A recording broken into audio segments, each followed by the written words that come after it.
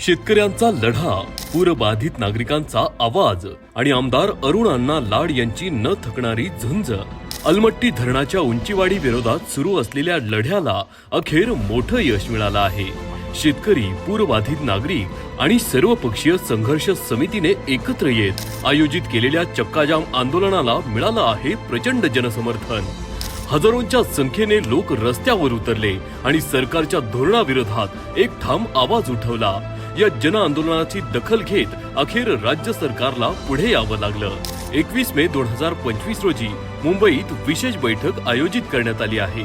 या बैठकीसाठी सर्वपक्षीय संघर्ष समितीच्या प्रतिनिधींना आमंत्रण देण्यात आलं असून ही बैठक ठरणार आहे पुढील लढ्याच्या दृष्टीने एक निर्णायक पाऊल.